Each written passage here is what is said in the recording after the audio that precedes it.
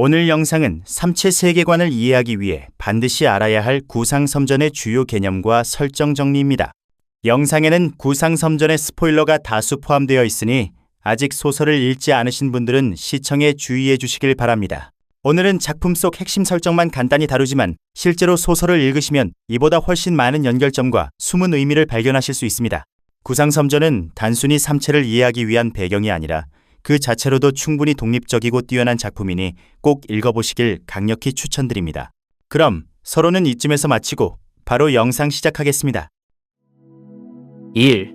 구상섬전의 기본 특성. 구상섬전은 대기 중에서 관측되는 붉은 빛의 구체 현상입니다. 크기는 손바닥만한 수센티미터에서 건물만한 수십 미터에 이르기까지 매우 다양하지요. 그런데 이 현상이 단순히 희귀한 자연전기 현상이라면 굳이 구상섬전이라는 소설에서 그렇게 중요한 위치를 차지하지 않았을 겁니다.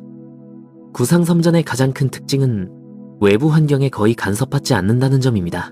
일반적인 번개나 플라즈마 구체라면 기류의 영향을 받아 흩어지거나 형태가 쉽게 변해야 하는데 구상섬전은 전혀 그렇지 않습니다. 폭풍우 속에서도 바람이 아무리 불어도 심지어 압력과 온도가 달라져도 마치 독립된 존재처럼 그 자리에 머무르거나 천천히 이동하지요. 그런데 여기서 끝나지 않습니다. 구상섬전은 방전 현상을 일으키는데 이때 피해 양상이 무작위적이면서도 기묘하게 선택적으로 나타납니다. 주인공 천 박사의 어린 시절 사건을 예로 들어볼까요? 당시 천은 가족과 함께 있다가 구상섬전의 방전에 휘말렸습니다.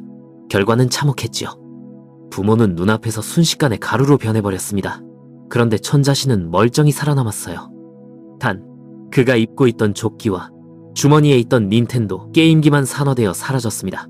이런 식의 피해 사례는 소설 속에서 반복적으로 등장합니다. 어떤 경우에는 책장은 멀쩡하고 책장 속 책의 일부분만 재로 변했고 냉장고 속 음식 중 고기만이 익어서 김이 나기도 하며 한 권의 수첩에선 한 장씩 건너뛰면서 종이를 태웠죠. 피해가 무작위적이라고 표현되지만 사실상 구상섬전이 어떤 물질 스펙트럼에 맞춰 선택적으로 방전되는 것으로 보입니다. 이것은 우리가 아는 번개와는 전혀 다른 미지의 선택적 방전 메커니즘을 암시합니다. 이동 방식도 기묘합니다. 겉으로 볼 때는 마치 풍선처럼 부드럽게 부유하지만 간헐적으로는 순간이동에 가까운 움직임을 보입니다. 눈앞에서 사라졌다가 몇 미터 떨어진 곳에 갑자기 나타나기도 하죠. 이는 마치 전자가 궤도 사이를 이동할 때 중간 과정을 거치지 않고 양자 도약을 하듯 구상섬전도 우리가 이해하지 못하는 양자적 성질을 거시적 스케일에서 드러내는 것으로 해석됩니다. 즉, 구상섬전의 특성은 요약하면 세 가지입니다. 첫째, 외부 환경에 영향을 받지 않는 독립적 존재성. 둘째, 특정 물질만 파괴하는 선택적 방전성. 셋째, 순간이동에 가까운 양자적 이동성. 이 세 가지가 결합하면서 구상섬전은 단순한 대기 현상이 아니라 새로운 물리학적 존재로 자리 잡게 됩니다. 그리고 바로 이 독특한 성질들이 나중에 굉전자와 굉원자라는 더 거대한 발견으로 이어지게 되는 발판이 되지요. 2. 구상섬전 연구의 역사와 생성실험. 구상섬전의 정체를 밝히기 위한 시도는 오랫동안 계속되어 왔습니다. 처음에는 많은 학자들이 구상섬전을 단순한 플라즈마 덩어리라고 생각했어요. 플라즈마라면 고온에서 전자가 떨어져 나온 이온화 기체이기 때문에 공기 중의 플라즈마 구체 정도로 설명할 수 있을 거라고 본 것이죠. 하지만 곧 이 가설은 벽에 부딪히게 됩니다. 플라즈마라면 당연히 공기 흐름이나 온도, 압력 변화 같은 환경 요인에 쉽게 흔들려야 합니다. 그런데 구상섬전은 폭풍우 속에서도 형태를 유지했고 강풍에도 흔들리지 않았습니다. 단순한 플라즈마가 아니라는 점이 명확해진 거죠. 이후 여러 나라에서 구상섬전 연구가 비밀리에 진행되었습니다. 그중 가장 끈질기게 시도한 곳이 바로 러시아의 한 비밀 연구소였습니다. 이 연구소는 무려 30년 동안 수십 차례 구상섬전을 재현하는 데 성공했다고 보고했지만 문제는 조건이 전혀 일관되지 않았다는 점입니다. 같은 전압, 같은 온도, 같은 습도 조건을 반복해도 구상섬전은 나타나지 않거나 전혀 다른 결과가 나왔습니다. 결국 이들은 구상섬전의 재현은 가능하지만 조건을 통제할 수 없다는 한계에 부딪혔고 끝내 연구소는 문을 닫게 되었습니다. 천 박사와 린윈 역시 처음에는 이 실패의 길을 그대로 밟습니다. 전력의 세기, 습도, 온도, 대기 성분 같은 조건을 조금씩 바꿔가며 수천 번의 실험을 반복했지만 결과는 무작위적이었죠. 그러던 중 과거 러시아 연구소에서 일했던 연구원이 몰래 접촉해 그들에게 충격적인 사실을 알려줍니다.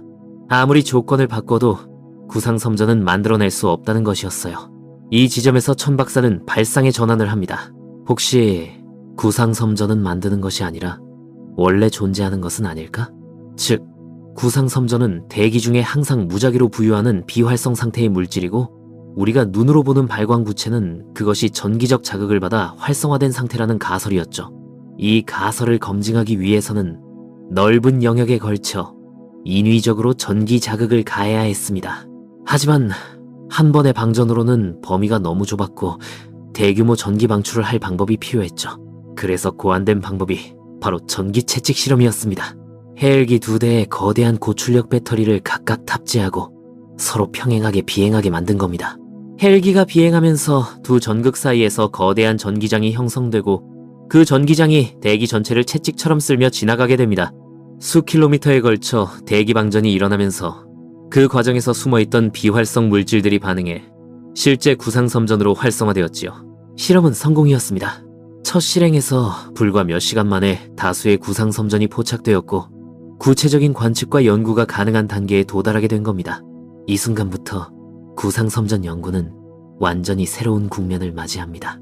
무작위로 나타나 사라지던 정체불명의 현상이 이제는 인위적으로 실험실 조건에서 재현 가능한 실체로 변한 것이죠. 그리고 이 성공이 바로 훗날 굉전자와 굉원자의 정체를 규명하는 결정적 출발점이 됩니다. 3. 구상섬전의 정체와 굉전자, 그리고 굉원자 거대 우주가설. 구상섬전의 인위적 생성에 성공한 이후에도 학자들에게 남은 가장 큰 질문은 이것이 도대체 무엇으로 이루어져 있느냐는 점이었습니다. 고온 플라즈마 가설은 이미 무너졌습니다. 기류의 영향을 받지 않는다는 사실 하나만으로도 설명이 불가능했기 때문이죠. 바로 이때 합류한 인물이 물리학계의 이단어로 불리던 천재과학자 딩이었습니다.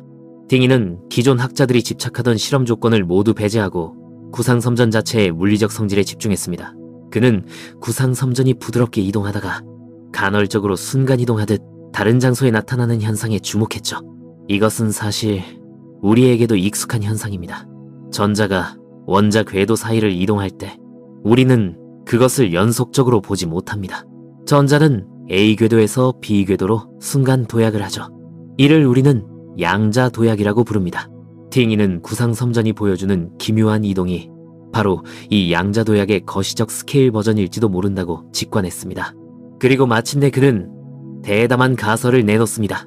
구상섬전은 사실 거대한 전자, 즉 굉전자라는 겁니다. 굉전자는 우리가 아는 미시세계의 전자와 동일한 성질을 가지지만 규모가 거대하기 때문에 거시세계에서도 관측이 가능했습니다. 빛의 굴절, 자기장에 의한 궤도 변화, 그리고 특정 물질에만 선택적으로 방전되는 성질까지 전자의 특성이 그대로 확장되어 나타난 것이죠. 하지만 단순히 큰 전자라고 하기에는 너무나 이질적이었기 때문에 딩이는 이를 새로운 개념으로 명명했습니다. 바로 굉전자입니다. 굉전자의 발견은 곧 더 큰 질문으로 이어졌습니다. 전자만 존재한다면 원자핵은 어디에 있는 걸까요? 우리가 아는 원자 구조는 원자핵과 전자로 이루어져 있습니다. 그렇다면 굉전자에 대응하는 굉양성자, 굉중성자, 그리고 그것들이 결합한 굉원자도 존재해야 하지 않겠습니까? 딩이는 이 논리를 밀고 나갔습니다. 그리고 더 나아가 굉원자들이 모여서 이루어진 거대한 우주가 존재할 수도 있다고 추측했습니다. 그 우주의 크기는 미시세계의 전자와 거대 전자인 굉전자 사이의 스케일 차이만큼 어마어마하게 클지도 모른다고 했습니다. 이 가설은 단순한 과학적 호기심을 넘어서 삼체 세계관과도 직접 연결됩니다. 삼체에서 묘사되는 다층 우주, 그리고 인간이 양자 차원에서 다른 차원으로 흘러들어가는 양자 유령의 개념은 바로 이 굉원자 우주 가설과 이어지는 것이지요.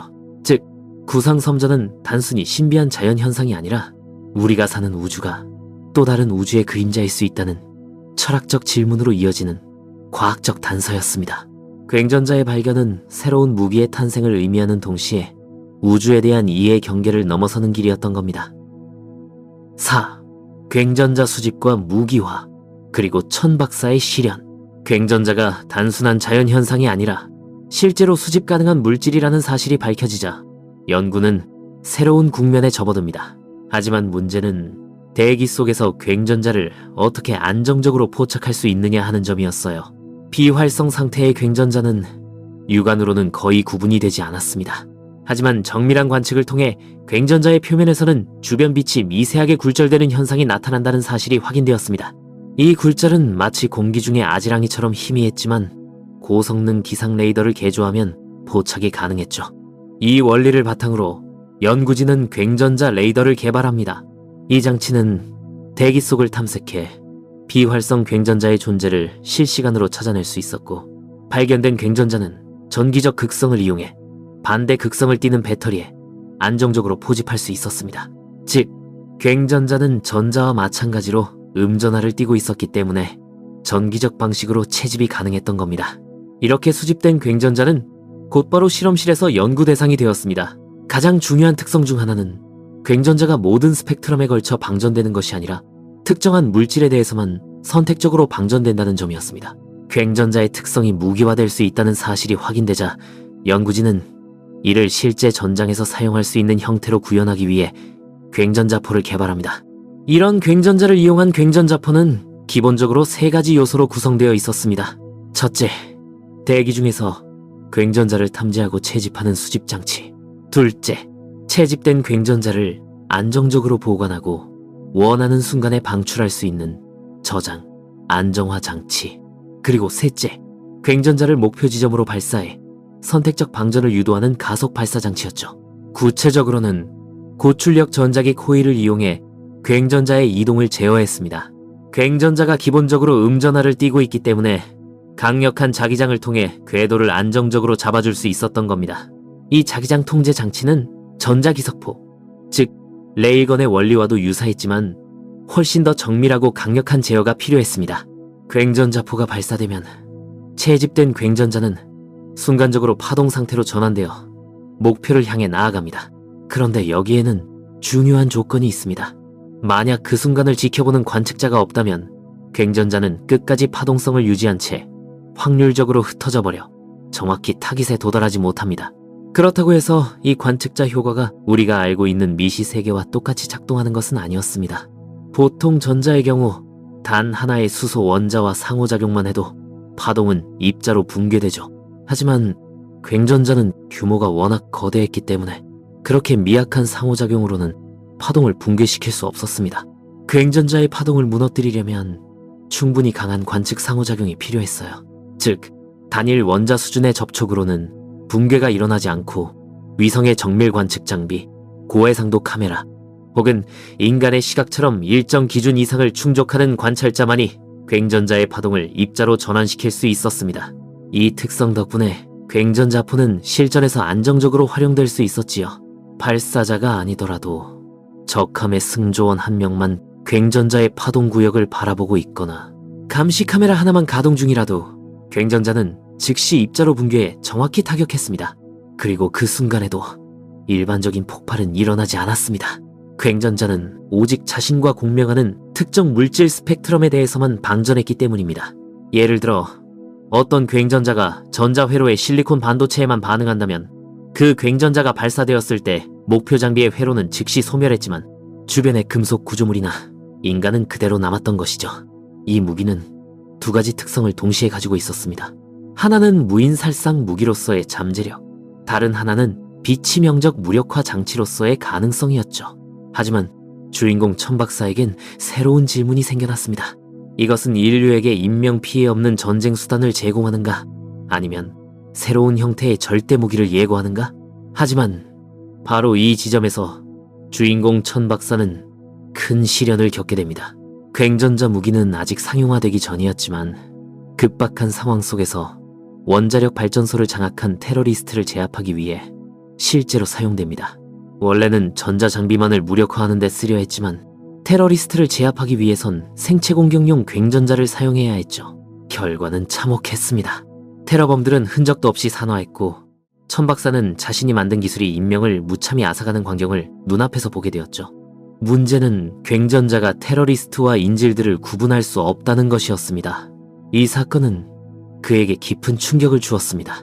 그는 연구를 중단하고 린민 딩이와 결별한 뒤 기상과학 분야로 발길을 돌리게 됩니다.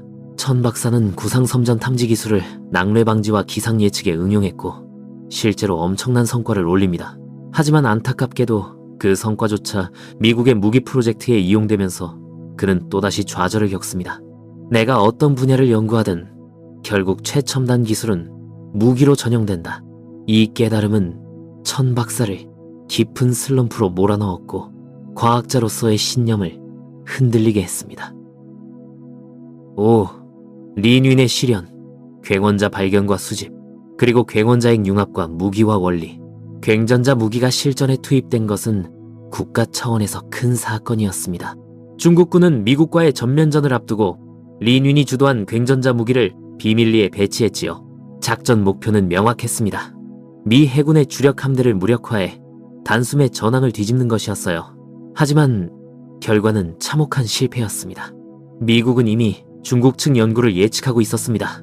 비록 구상섬전이나 굉전자 무기의 완전한 무기화에는 이르지 못했지만 대신 그 약점을 간파하고 있던 거죠. 굉전자가 본질적으로 전자기력에 지배된다는 점. 따라서 강력한 자기장 방어막을 펼치면 궤도를 교란시키거나 방전 자체를 차단할 수 있다는 사실을 알고 있었습니다. 중국군이 야심차게 전개한 굉전자 무기는 미군의 방어막 앞에서 무력화되었고 결국 역공을 당해 대규모 해상전에서 대패하게 됩니다. 이 실패는 린윈에게도 커다란 충격을 안겼습니다. 그러나 그녀는 단념하지 않았습니다. 오히려 굉전자라는 단계는 불완전하다는 사실을 분명히 깨달았죠.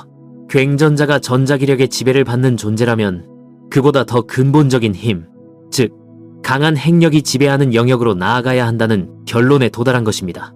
바로 이 지점에서 딩이의 이론이 다시 빛을 발했습니다. 딩이는 이미 굉전자의 발견 당시 굉전자 반경 수백 킬로미터 이내에는 반드시 굉원자핵이 존재한다고 추측했습니다. 왜냐하면 전자가 홀로 존재하는 것이 아니라 반드시 원자핵과 짝을 이루듯 굉전자 역시 굉원자핵과 짝을 이루고 있을 가능성이 높았기 때문이죠. 실제로 관측 결과 굉전자는 단독으로, 즉 자유전자 상태로 존재하기도 했지만 상당수는 수백 킬로미터 떨어진 곳에 굉원자핵과 결합해 안정된 구조를 이루고 있음이 밝혀졌습니다. 린윈과 딩이는 이 가설을 따라 굉원자핵 탐색에 나섰고 결국 실체를 확인하고 수집하는 데 성공합니다. 이로써 그들의 연구는 굉전자의 실패를 딛고 새로운 차원으로 나아갈 수 있게 되었지요. 굉원자핵은 기존의 전자기력적 성질보다 훨씬 큰 스케일에서 작동하는 강한 핵력의 지배를 받는 입자였습니다. 양성자와 중성자가 결합해 있는 원자핵 구조이긴 했지만 전자기력이 아니라 강력이라는 기본 상호작용이 지배하는 세계였던 겁니다. 따라서 굉원자핵이 일으키는 반응은 자기장 방어막 따위로는 결코 차피할 수 없었습니다. 린윈과 딩이가 관찰한 가장 중요한 현상은 굉원자핵이 연쇄적으로 핵융합 반응을 일으킨다는 사실이었습니다. 이 융합은 기존의 고온 고압에서 일어나는 방식과는 전혀 달랐습니다. 임계속도 이상으로 가속한 굉원자핵을 부딪히기만 하면 핵자 내부의 구속이 순간적으로 붕괴하면서 주변의 다른 핵종에까지 도미노처럼 반응이 번지는 방식이었죠. 그 결과 방출되는 에너지는 상상을 초월했습니다. 굉전자가 특정 대상을 정밀하게 파괴하는 무기였다면 굉원자핵 융합은 광역을 한순간에 소멸시킬 수 있는 폭발력을 지녔습니다. 더욱 놀라운 점은 굉전자의 장점이었던 선택성이 여전히 유지된다는 사실이었죠. 즉, 전자칩에만 반응하는 굉원자핵을 이용하면 적의 전자장비만을 무력화하는 공격도 가능했습니다. 하지만 여기에는 치명적인 차이가 있었습니다. 굉전자의 경우 선택성 덕분에 인명피해를 최소화할 수 있었지만 굉원자핵은 방출되는 에너지 규모가 너무나 거대했기 때문에 원거리에서는 선택성이 작동해도 지근거리에서는 무차별적인 파괴가 일어났습니다. 특히 폭신 반경 약 200m 이내에서는 모든 물질이 초고온 플라즈마에 휩싸여 흔적도 없이 산화해버렸습니다. 이 특성은 곧 굉원자 무기가 기존의 모든 무기 체계를 뛰어넘는 절대적 파괴력을 지녔음을 의미합니다. 마음만 먹으면 단 한 번의 융합 폭발로 지구 전체의 전자칩을 파괴하고 현대 문명을 단숨에 마비시킬 수도 있었던 겁니다. 6. 린윈과 괭원자 무기 실험, 그리고 결말. 군 내부에서는 괭원자 핵 융합 무기의 실험을 강력히 반대했습니다. 그 이유는 단순했어요. 파괴력이 너무 크고 통제가 불가능했기 때문입니다. 실험 한번 잘못했다가는 국가 하나가 순식간에 농경사회로 퇴보할 수도 있었으니까요. 과학자인 딩이는 이론 연구만으로도 충분히 성과를 얻을 수 있었기에 상부의 결정에 반대하지 않았습니다. 하지만 린위는 달랐습니다. 그녀는 연구가 무기화 단계로 이어지지 않는다면 아무런 의미가 없다고 보았고 상부의 명령을 거부하며 실험을 독단적으로 강행합니다. 결국 그녀는 괭원자핵 융합폭탄을 비밀리에 고비 사막에 설치했고 폭발 스위치를 스스로 눌렀습니다. 그 순간 전 세계가 두려워하던 일이 현실이 되었습니다. 폭발은 상상을 초월했습니다. 멀리 떨어진 지역에서는 여전히 괭원자의 선택성이 작동해 특정 목표만 정밀하게 파괴되었습니다. 중국의 30%에 달하는 지역이 한순간 농경사회로 퇴보했죠. 그러나 폭심지 반경 200m 이내에서는 이야기가 달랐습니다.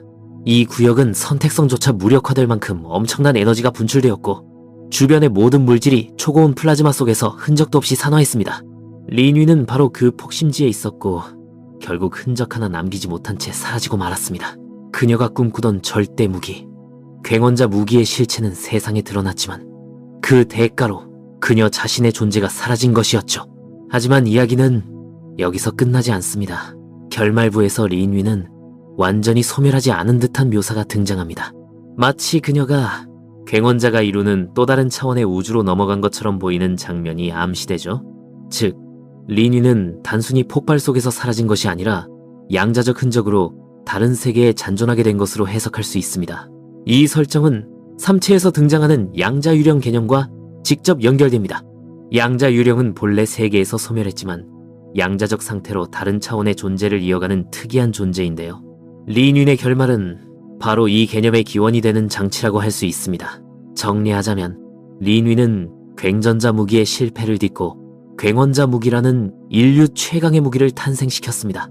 그러나 그 힘은 인간이 감당할 수 없는 것이었고 결국 그녀 자신을 삼켜버렸습니다. 그녀의 종말은 단순한 죽음이 아니었습니다. 3체 세계관에서 중요한 양자유령 설정으로 이어지는 장치였던 것이죠.